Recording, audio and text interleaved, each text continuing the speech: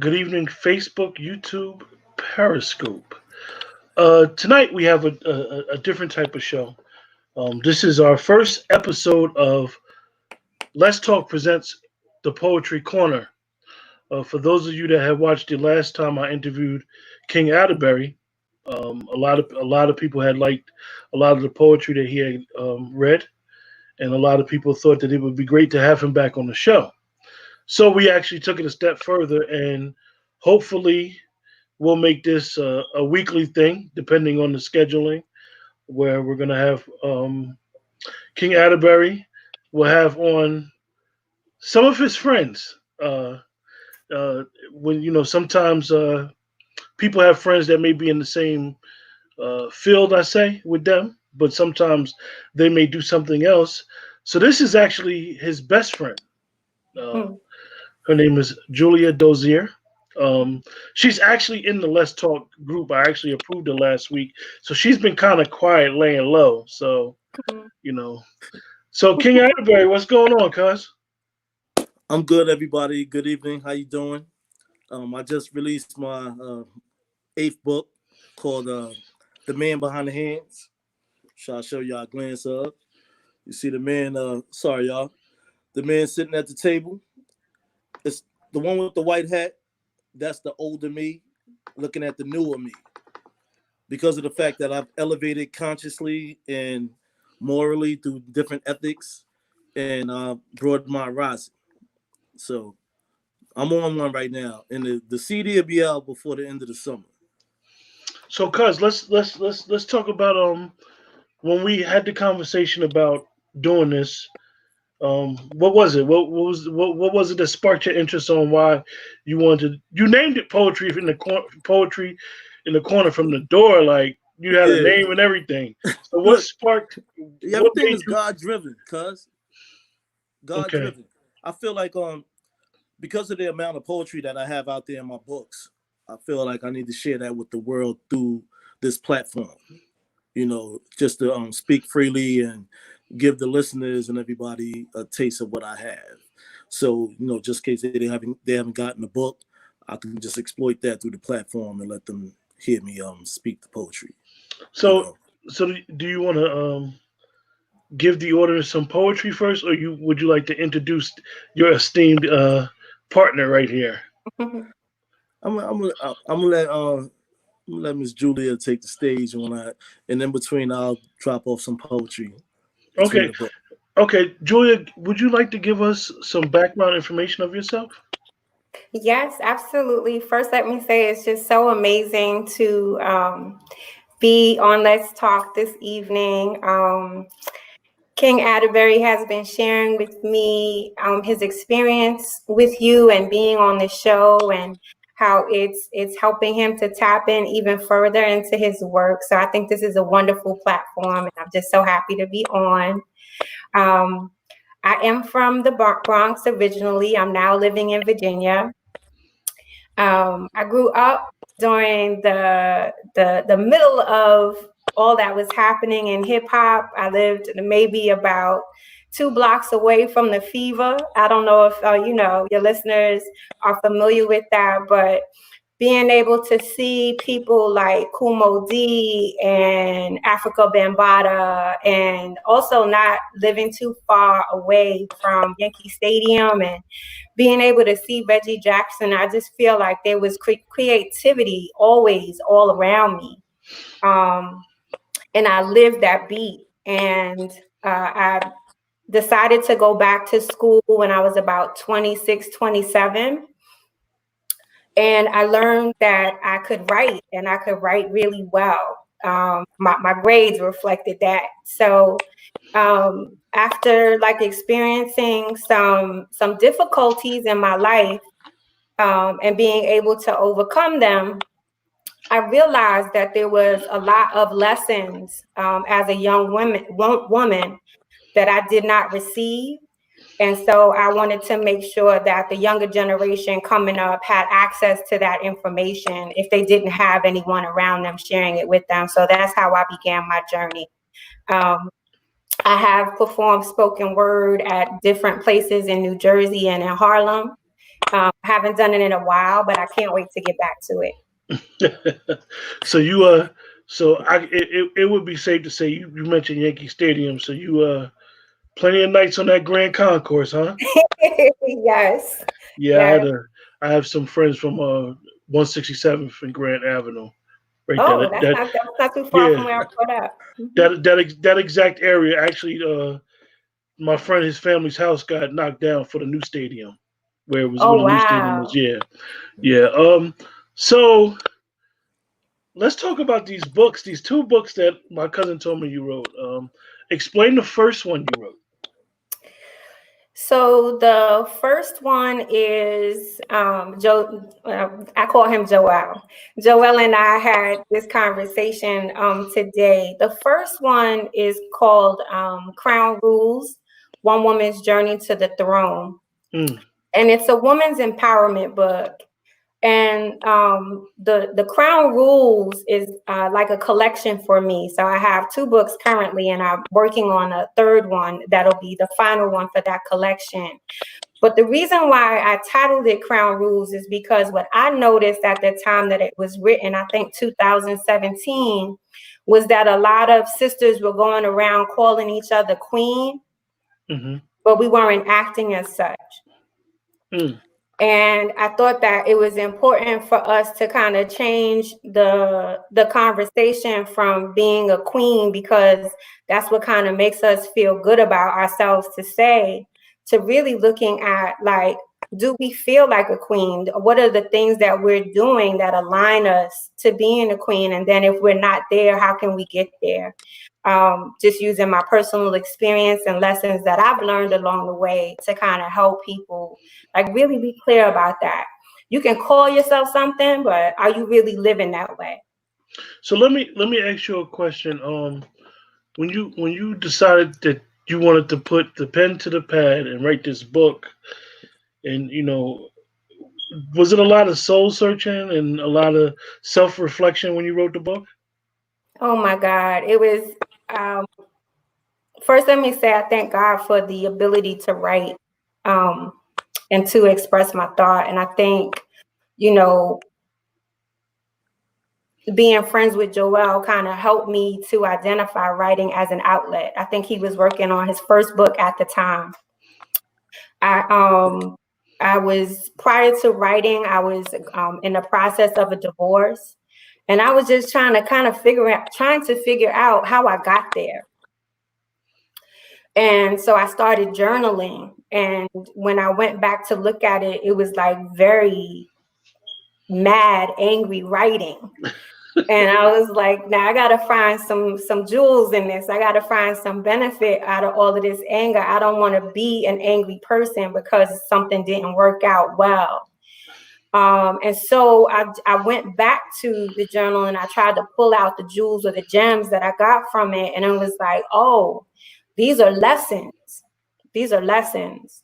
And so I phrased it to just like put different chapters of lessons that I had learned up until that point in the book.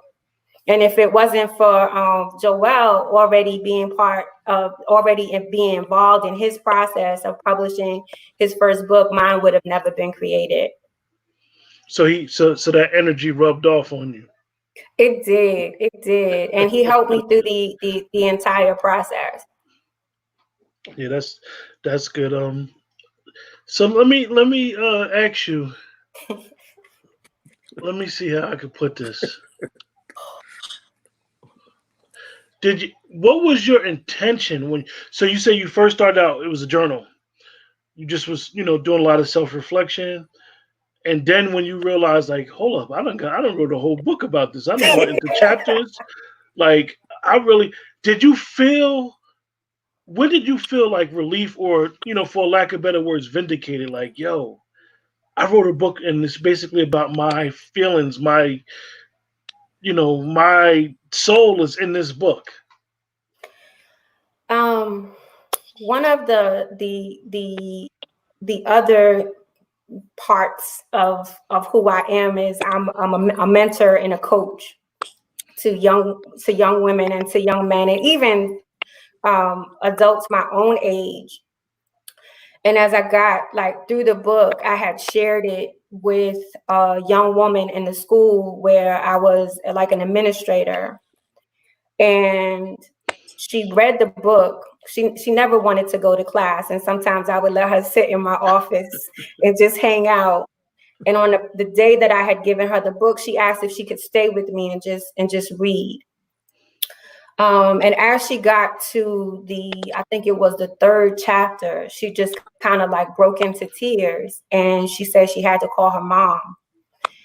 And she said that she realized in reading it that she too had not been instilled with lessons that we need to have as women, and that she was angry at her mother for not doing that. Mm. And in reading the book, she realized that her mother wasn't able to do that for her because her mother hadn't received that. So it was like at that point that I realized, okay, my pain or my experience can be beneficial to someone else. And that's the moment that I felt vindicated. That's good. That's good. King, what do you, as her confidant, like to see her writing go from where she was at in the beginning stages to now? How do you feel? Like, what you getting out of it? Is sort of say. Her writing is wonderful. I mean, me and Julia has had magnificent conversations. I mean, there's been plenty of times my elevation points jumped high. You know, I go up to New York and she gives me unconditional love of time. She take me to the water where I go meditate, her little hot spots, I call them. You know, so and it's like she never really knew sometimes like what was going on. I just be like, yo, I'm coming up, this, that, and the other. And I come up, I had a lot of things on my plate, but the energy just recycled off. But I go meditate, we have conversation, we talk, chill, go back in some old New York type of way. And it's a beautiful thing. But I've seen her elevation points on a different magnitude. So when she came out with a second book, I was just like, oh, shucks. I said, here you come. I said, I already Ben saw the star power that she possessed. You know what I mean? Like, just from conversations. And I know everything is going to be a boom factor. This is not going to be, the second one is not just going to be the end. The third one is not going to be the end. There's going to be more coming. You know what I mean? And I mean, like, me and her have kinetic energy. You know what I mean? Like, she just.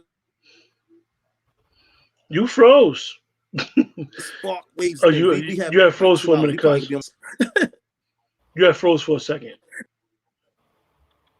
Like, so you have froze for a second. Oh, okay, yeah. So I mean, she's exuberant in anything that she does, and I mean, she just gonna like plow. You know what I mean? Like, yeah. So let me ask you, Julia. We talked a little bit behind the scenes about this one, the second book you wrote. Describe to the audience the second book. Explain to the audience the second book. Okay, so the second book is titled Crown Rules 2, King, How Black Men Love. And it's one of my favorite books. I think what the first book did was it allowed me to process that anger I had about the disappointment of my marriage and my divorce, but also relationships before then. That the first book helped me to heal a lot of that. And the second book really helped me to get back into good relationship with men. My goal was to try to understand men better. Of course, growing up, I had uncles and, friends and my grandfather who I loved dearly. My father wasn't really there, so I didn't have that relationship. And I felt like I just didn't understand men. So one morning, by the grace of God, I woke up and I always keep my pen and my pad next to me. I woke up and I felt like the spirit was talking to me. And in that moment, I received like 12 questions to ask. And I didn't know what was going on. And I think Joel can attest to this process. It's like the spirit will hit you and you feel that motivation and that urge to just start writing. Mm-hmm. So I wrote down the questions and I was like, okay, I have the questions. What do I do with them? And it was like, why don't I ask some men, specifically Black men, because that's who I love. Let me ask some Black men their view or their understanding on these questions. And the questions really go into, how do Black men identify themselves? What do they recall the first time that they fell in love, and like, what did that feel like to them? How do they express love? What kind of love do they need and require? And I think going through the process of doing all of those interviews, it helped me to develop a compassion for Black men. And it's like, I think that Black men in general just experience so much harshness and coldness in this world. And that we as Black women have a responsibility and an accountability to kind of be a barrier for that. But we can't do that if we're angry with you. And so did you feel in a sense that you were put in a position to understand these 10 men's vulnerability?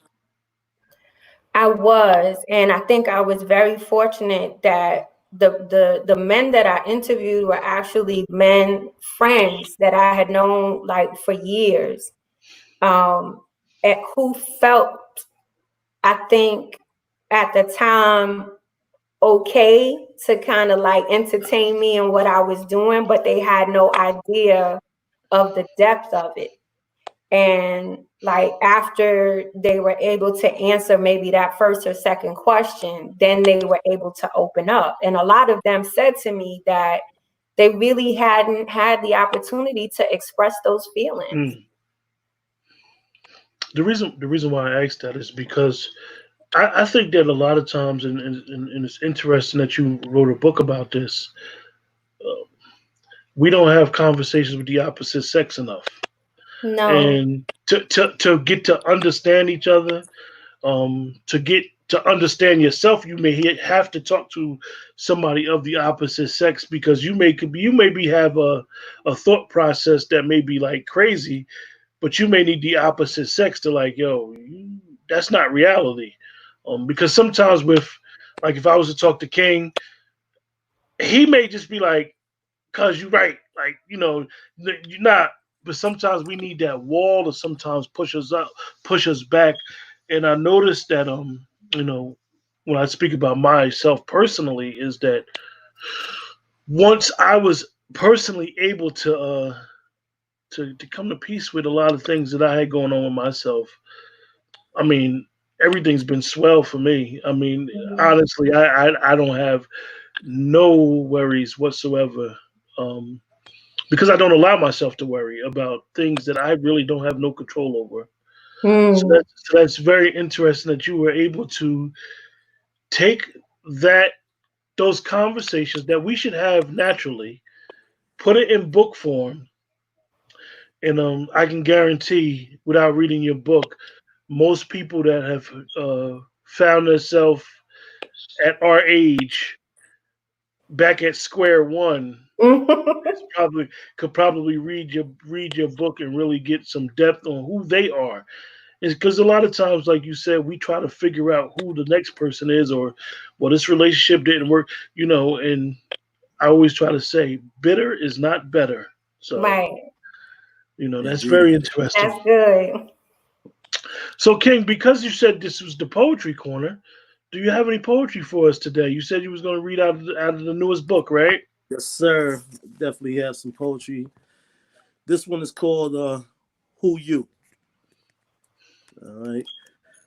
Bring a force within nature, allow the universe to post up. Anything the man behind the hands touches closer. My roundabout way of feeling good is to see. Do improve reflection that connect all possibilities. Emotions are not tied, but I keep my lids open. Being vocal and focused on portable obtaining tokens. Find a cloud that mirror any thought that makes sense. Locked in my mental Rolodex until it all comes to evidence. The God do not lie. I lost many to the skies. When the memories rise from underneath, embrace the high.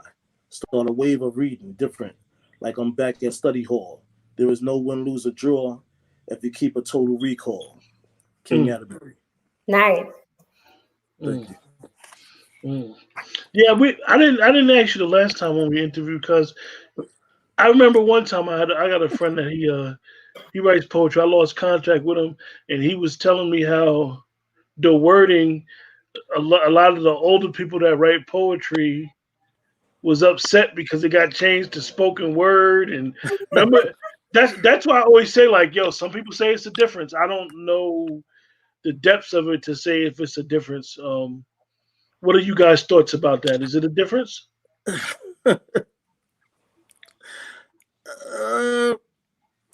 There's different styles of poetry. I'll put it to like this. I'm gonna say, for instance, like this. My supervisor at work, she says she reads poetry a lot. But when she read my books, she was like, I'm kind of fascinated the way you write. She's an educator also, you know, even though she's the RCD, you know, the director of nursing. She's like, I've never seen that type of writing of poetry. And I was like, what do you mean? No, me, I write poetry. I mean, I spit it out. So she's like, the way you word things, the way it's like, but see, this other lady said it too. She said, I've never really seen abstract poetry rhyme. And I'm like, I'm looking at her like she got 3 heads, like, huh? And she's like, yeah, it's like an abstract rhyming poetry. See, you have almost like your own genre of the way you write. And I was like, okay. You know what I mean? So me being me, I'm just like, what, I need to work on it or something? She said, no, it's great. You know, she had all 3 books, and at first, and she was like, yeah, so, you know, I guess the way is brought to me from the divine, I lay it out. You know, I can't really say what kind of style I have of writing. I just write for the world, you know. Julia, do you consider poetry and spoken word different? I do. I do. I think from like grade school, I think the first type of poetry I was introduced to was haiku, where it's like not too many verses, maybe 6 or 8 lines. And it's like putting your thoughts or your emotion and you can always out there and you can always grab a feeling from it. The reason why it's different for me is because I did a spoken word performance at the Red Lobster on 125th Street in Harlem.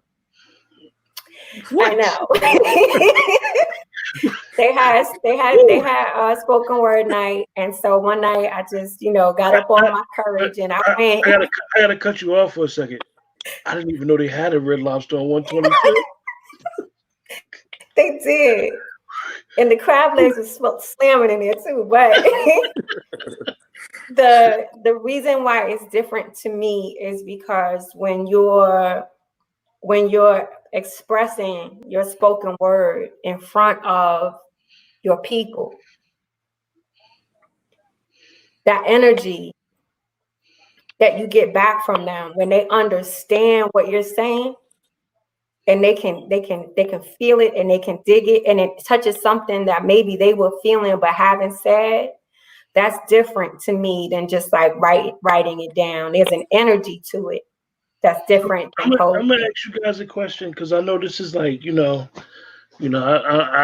wouldn't consider myself a poet, but I know I would consider what you guys do on stage basically like a comedian. Because you got to tap into an energy that you don't even know what it's about before you get there. So you could have your material ready to go, and the crowd is not the crowd you expect. Like you said, Julia, you may go in there and it may be a corporate crowd. You may have expected something else, and you like you was on 125th. Now you could have been on 125th, late 80s, early 90s, or 125th in the 2000s, and we know that Different. those two crowds is totally different. Right. So let me ask you, how does when you guys do shows? And I know you said you haven't done it in a while, Julia. Um, when you do you have like a set amount of what you're gonna do and how you're gonna go, or you just wing it from your memory, looking at the crowd? Is it like a vibe? It's definitely a vibe. I make sure if I know that I'm going to perform, or the times that I have gone to perform, first I it's always by invitation. So I kind of think about the person that I'm gonna be like in the company of, and then the other thing is I try to make sure that I bring at least 3 or 4 pieces of work. And it's everything that you said. Like once I feel the vibe, then I know which ones to deliver. King, I got a question for you. Was good. We know that you are an original boom bap rap era guy. When That's true. knowing that basically the birth of hip hop came through poetry, the similarities the same. Um, one of my favorite rappers is Rakim. His That's my mother was a idol right big there. his mother was a big his mother was a jazz Jazz. musician. Yes. So when you look at the culture of hip hop now, and as they say, the mumble rap, is is it any way that what would you do as a poet? You know the roots to hip hop. What would you do if you could explain it to these younger rappers? One particular way I would just say, you need to go out there and get by the God's book. Don't sweat the technique. Because, you know, not the subject jump or nothing, but since you're talking about Rakim and these mumble rappers, I read a little bit of his book in the beginning, and I was kind of fascinated that how much that I pay attention to the God MC, you Mhm. know, and when he said certain things, and I'm like, that's almost like my format a little bit. You feel the energy around you, and you build buildings. You know what I'm saying? You look at the knowledge, you look at the wisdom, you look at check the understanding. You know, and it goes by experience also. So a lot of them they just and it's like anybody can do that ABC rap, or get a nice track and you could just say anything. What happened to the content of the material of what you're saying? I've studied guys like Rakim, Chuck D, Karis One, Coogee Rap, you know, Kumo D, Grandmaster Caz, and Melly Mel. All of them. I studied they rhyme patterns, the way they spoke, the different way of poetry and just the way they articulate everything. Student of the game. So these guys might look at me like, who this dude? I'm saying, dude, I could do the same thing that you doing, but I'm not on that level. So they think it's cool to mumble rap and everything like that, how we claim it to be that style. But it's a new wave amongst the kids today. They feel okay with that, but that's not hip hop. Hmm. You know, they saying it's hip hop, then they say it's rap. That's not even rap. I don't even know what that is they doing, but to each his own. But for the real people out here, the real MCs, the people that want to hear stuff, nah. I know you're surprised that I even brought him up because we never talked about Rakim, but it's funny is I actually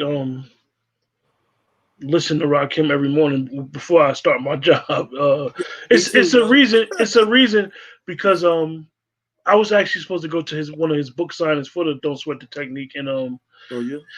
he when you look back at his hip hop, his stuff, that's poetry. That's poetry. He Yes. took you on that journey, and I think that you know when you're looking at any art form, you want somebody to be able to take you on a journey. Um, so Julia, you got some poetry for us to take us on your journey? I do not have poetry, but I do want to answer that question that you just posed if I can. Definitely, And I definitely. might get into a little bit of hot water, but it's burning in me, so I have to say Hmm. it. As I said, I was working in education in the South Bronx. And it was in a school that I probably could have or should have gone to when I was younger, but I didn't. And I was just so fortunate to be able to go back there and work with the students. And one of the things that I recognized is that the majority of the students, and we're talking about students between the age of 16 to 18, the majority of them had a 5th grade reading level. Mm. So the schools are failing them, and they didn't have anyone at home reading to them. So to me, the where the mumble rap comes in is that you don't have to have like we did. Like you all speak of Rakim, but Big Daddy Kane was the first person that I listened to consistently. Like I had a little radio with my cassette player, and I would press play, and I get raw, RAW. Like I knew all of that, and it helped to train my brain, and it made me want to get more and learn more and be able to speak and to rap like that. But I think the literacy of our people is what makes mumble rap hot, because you don't have to know the definitions of words. Mm. You That's don't have to. interesting. All So you got to do is pop and lock, and that's it. But we got to do a yeah, better job. We got to do a you better you get, job. you just gotta just have a good YouTube follow and a good Instagram follow, and then next thing you could blow. And it's like it's no way where iron sharpens iron. Like even back in the day, Mhm. if you look at those artists, they were all together. No matter what borough Mhm. they came from, they all would meet up and force each other to get better. Yes. Um, Yes. you know, if you look Ciphers.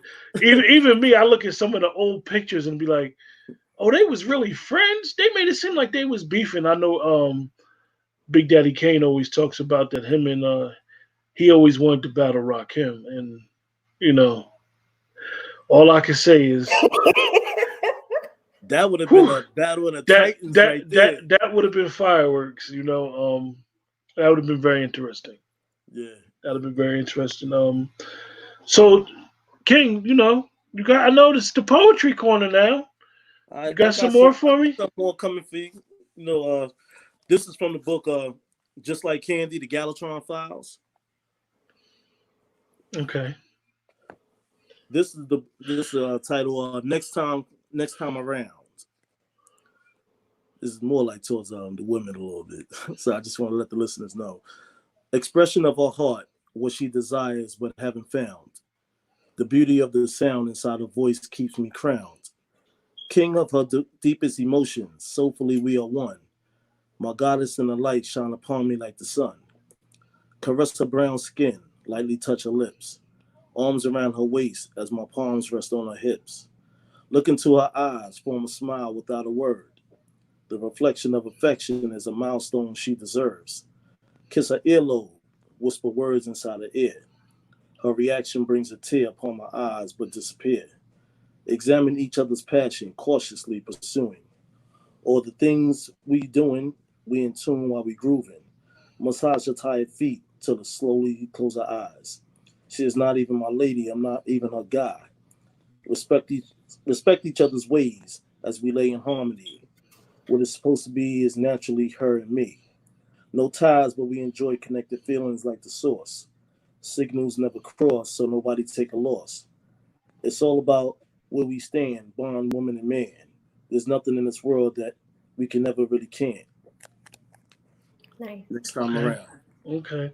So Julia, this is let's just say this is your show today. Um, so we have the two books. What's next? So, what's next is I'm looking at creating a book on mentoring and coaching.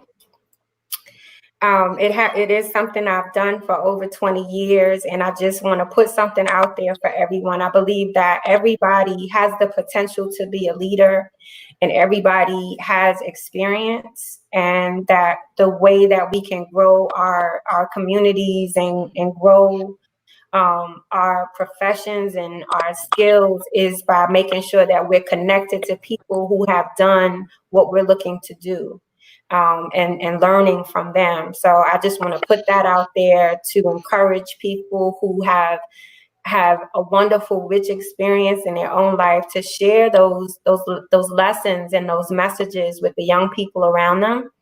And for the young people to kind of be encouraged that you don't have to do everything on your own. Like, even if the people that are closest to you are not able to give that to you, there are some others that are out there that can help you with that. You don't have to do it alone. And that's what I want to write on next. So let me ask you guys. This isn't a political question. This is just to get you guys to. I want you guys to explain with everything that's going on in the world, protest, the energy. How do you guys see us going forward? I know this is kind of like a question you guys didn't expect, because the energy is positive energy. A lot of times is contagious as well as negative energy. So I would like just to get you guys' opinion on tapping into the energy that's going on now. With we I live in a small town. King kind of lives in a small town, I guess, sort of It say. is. And we don't really live in the major cities anymore. So our view of things, I would say my view is like more of a real suburban view, even though I grew up in suburbia in Jersey, but it's more city there than it is here. So what do you guys view on what's going on in the world, like, uh, with everything? Joelle? Oh, I was gonna say, go ahead. Ladies first. Excuse me, women first. Thank you. You're welcome. That's a heavy question. I feel a lot. And one of the things that I think is very sad, but has also been very impactful, has been the death of George Floyd. Growing up as a young woman in the Bronx, there were so many stories of police brutality and young African American and Hispanic men losing their lives to the hands of police. And I think that I heard it so much, and I was so afraid of the police that it almost seemed normal. It almost seemed normal. Mm. And I think the response to George Floyd's untimely and horrific passing kind of let everybody know that's not normal. Mm. It's not normal. It's not appropriate. It's not necessary. And it won't be tolerated, right? And so I'm okay with everything that's happening now, because I think that it's the momentum and the energy that's necessary for us to see change. I had a debate with someone the other day that was saying that, we need one leader to put everything that we want down on the table. And it's like, we've done that before with Martin and with Malcolm and with Medgar. And what we know and what we've learned is that if we have one person, they will take that person away from us. This is like a grassroots movement, and it's going to take everybody with everything that they know and everything that they can do to change this for us. So I go from crying to being angry to wanting to vote. It's like a lot of things at once, but I feel like we're in a good time, and I think we just have to keep the momentum going, and we have to accept that violence is not acceptable, and especially towards our Black men is ultimately not acceptable. King. It's crazy out here. I don't know what to think. I don't even watch the news, but I hear a lot of things, and things are taking place. And I feel like right now is the time and era for me to put these 2 books that I'm working on right now to come out. One is called You Just Never Know, because that's exactly what it is. You just never know. Another one is called Searching for Jehovah, Where is God? It's basically about keeping faith and keeping hope alive, believing in something, whether you're Catholic, Baptist, or whichever your denomination is, just to keep faith in the world. I believe there's just one. That's just me. I mean, people can debate about it.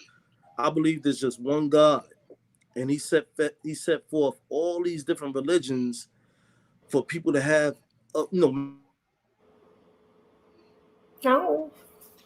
many different people to have something to believe in. Hope alive. People say, "Oh, I don't believe in your God." You just set forth all these different chapters to believe in something, and that's why I believe in the high power, which I say the higher power. I don't say God, Jehovah. I like to have debates sometimes, but I believe in the higher power, the source of all creation. So that's where I'm at with it. I've been writing a lot of poetry. The energy been affecting me in a positive way, and just dabbling about the things that's going on. I'm gonna ask you guys a question. This may sound dumb. It may appear like not a. Have you guys ever been to a protest? Yes. Back in Harlem. Explain that energy from a protest. That energy is crazy. You be standing like on your ones and twos like a DJ. That power, the energy, the momentum, that we gonna fight for what's right. We gonna knock down what's wrong. You gonna listen to us. You gonna hear us. We talking. We speaking. Yeah, it's right there. No matter what goes on, if the police come in, anything, everybody still standing their ground.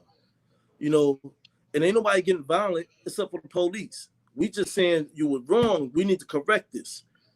We gonna do something about this. And it's gonna happen again. I personally feel like it. And that's why I'm using my pen to write some things out in this world right now. That's where I'm taking my stand with it right there. I'm not the protesting type to be out there no more like that since the Harlem days. But on this wave right now, creatively writing, I'm about my business, and business will be told. One of the things that I have to keep saying about what's going on is that I'm very pessimistic with this situation. I love the energy. I love everything that's going on.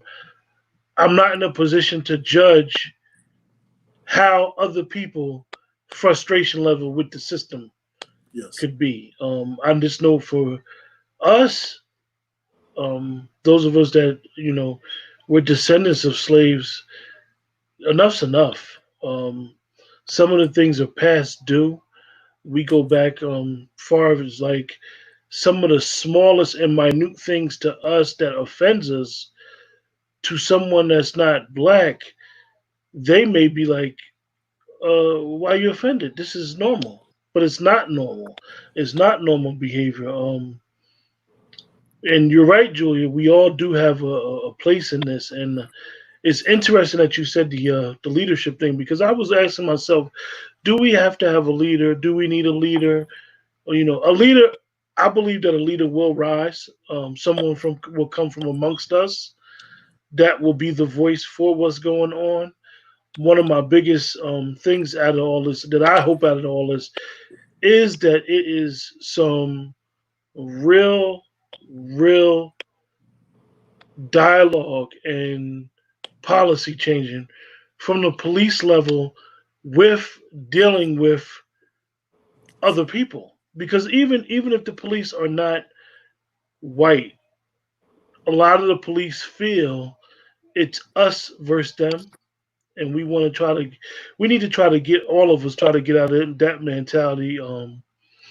Us versus them, and them versus us.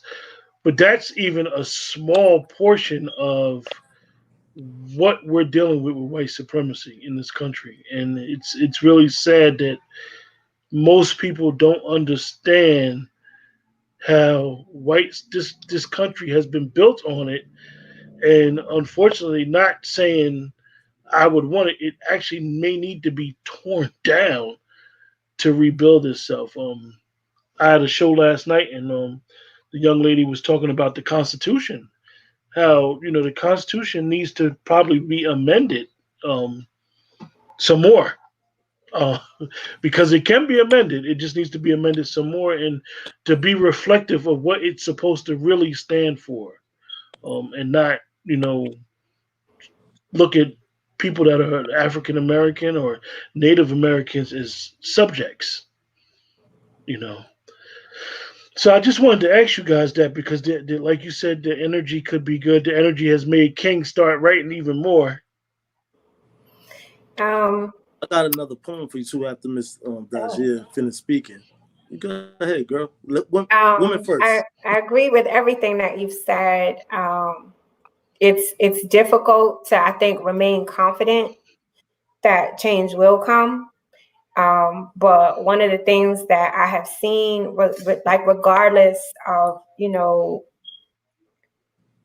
white supremacy and the alt-right and all of that other stuff, the truth of the matter is, like, the reason why they want to build a wall and the reason why they want to keep people out and the reason why we experience this structural racism that we do is because they are in fact a minority, right? But we're always told that we are, but that's the fact. And so my hope, similar to my mother's hope, is that although our conversation right now is around Black Lives Matter, that we do start to join forces with our Native American brothers and sisters and Hispanic brothers and sisters and really come together as a group. And it's really been so disappointing to see how silent everyone is. And it's like, this is not just our problem, and people feel like they're safe because they don't feel like they're experiencing that hatred and that violence and that lack of opportunity to the degree that we are. And the only reason why they don't is because of the color of their skin primarily. But, when it comes down to it, what Trump and his supporters are trying to do is they're trying to stop being a minority. And that means that any person of color is at risk. So I'm hopeful that the momentum will start to include other people looking for these changes that will bring quality of life for everybody. That you tapped into some of the roots of my doubts is because I am an avid reader. Just looking back at the 60s civil rights movements, I just always, from reading and trying to get an understanding and tapping into that energy, the Black cause has always got left at the altar. Like, we invited everybody to the wedding. We did everything. We paid for it. We got the cake. We did everything. They ain't had to do nothing. Just show up. And we got left at the altar. I mean, even so much so that even the civil rights bill, majority of what we would say marginalized groups have gotten what they've gotten off the civil rights bill, and we've never fully gotten what we were supposed to get when the civil rights bill. And I think I can't remember exactly what happened. And they when Dr. King and them presented the civil rights bill, they actually put some inclusive language in there because they knew that if they put that language in there, we would kind of be marginalized even further. I can't remember exactly what part it was offhand, but it's interesting. You got a very interesting perspective, Julia.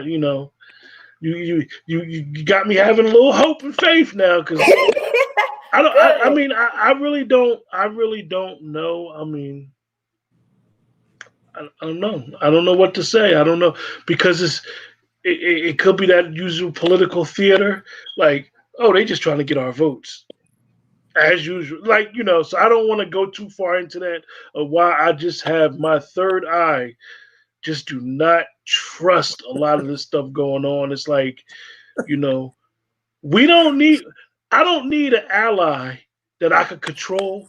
I need an ally that's going to be an ally. Like you said, we don't need them silent. Like, it's too many people silent. Like, yo, why are you silent? But see, we're always there with everybody. Everybody. We're always like, we just are the most forgiving. I don't know. We got some stuff in our DNA. In that. I'm telling you, we are the most forgivingest people and the most understanding people. And sometimes we need to be a little bit selfish with our stuff. So, King, you got some stuff for us, right? Yes, sir. This piece is called "It Is Something Else." Kind of got that title from my grandmother. You know what I mean? It is something else. It's an old Southern term too. So we used to dream as a youth for bigger and better ways of living.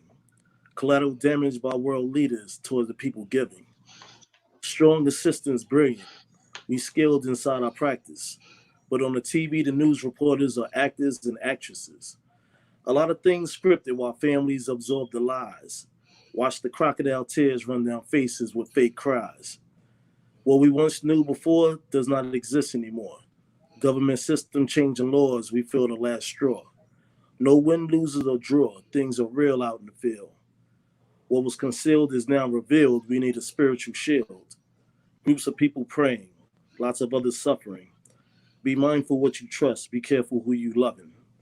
Mm. I like that. Hey, Julia, where can we find your books at? Both of my that was tight, y'all. both of my books are available on Amazon.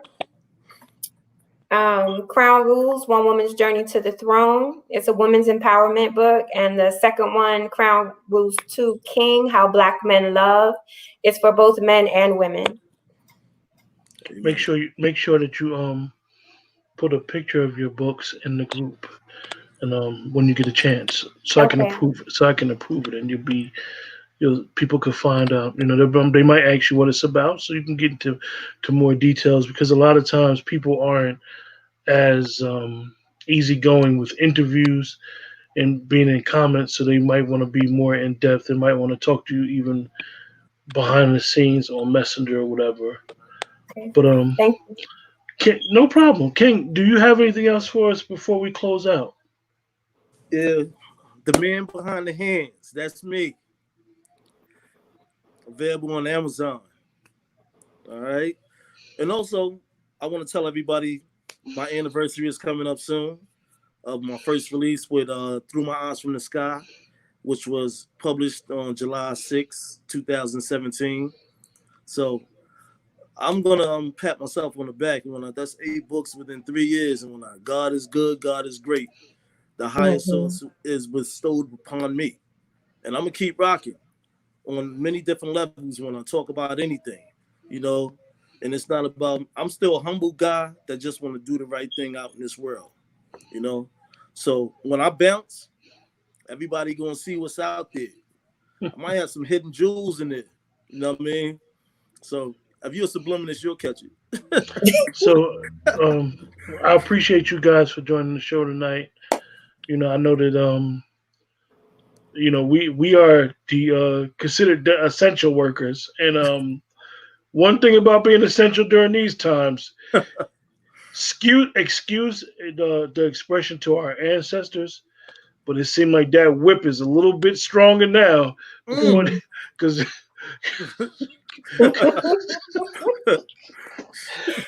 man, woo, woo, you can't even get a cold glass of water. the last 2 days for me. Oh, ooh. I worked. It's funny. I worked 7 days a week for a year and a half, and I didn't work. I didn't work at all. Like honestly, sat in the truck and played on social media all day. That was the birth. That was the birth of starting this channel. And then I went to days, and it is like a whole different world working days. I'm so not used to it. You know, I am a night guy for real. Like working days, I don't know how people could deal with so many people. Relax. But I call it what I call it knuckle graze. You know what knuckle graze is? When older people, excuse my expression, when older people drive, all you see is knuckles and gray hair. Oh, I got you. Knuckle graze. It's Yo, because I want to thank you for allowing me to be up on the show, and Miss Julia also on your platform. You're doing good things. You're doing some hot things, man. Listen, you guys are more than welcome. King, you already know this is the Poetry Corner, so this is your show, and you just happen to be on Let's Talk, and you allowing myself to present your show. And Julia, you're more than welcome to come on Let's Talk if we ever have. I didn't know you was an educator, so don't be surprised if I send you something so we can talk, because I really want to have a discussion on. It's a few educators in the group, and it's hard because I know you really can't teach outside of the curriculum, but you want to be teaching right. And going forward, I think that with COVID and the education and protesting, we need to look at what people are being taught. Like you said, the mumble rappers are not being taught. And it's funny because even those rappers from back in the day, most of them just dropped out of school because they didn't want to go because it was bored, but they had a formal education, education of their history. Like, so I really want to try to put something together with a talk on who is educating our youth, and really have a discussion about that. And I have some people in mind, and now I know that you're an educator. I definitely will. We'll consider you, because what I want to do is I want to get people from different areas of the country and talk about what is prioritized in our education. So I have some people in mind that I want to get together and do that. But King, until next time, I appreciate you, cuz. Julia, like I said, you're more than welcome to join the show.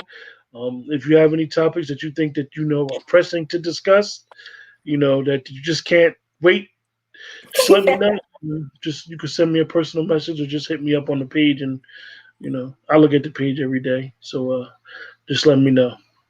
Well, thank you very much. It was so amazing to be a part of this experience. It was a wonderful evening, wonderful energy, and I'm just so excited to be part of the group. Thank you so much. You're more than welcome. Well, with that, don't hang up though. With that, everybody on Facebook, YouTube, and Periscope, thank you for joining us tonight, and have a blessed night. Night.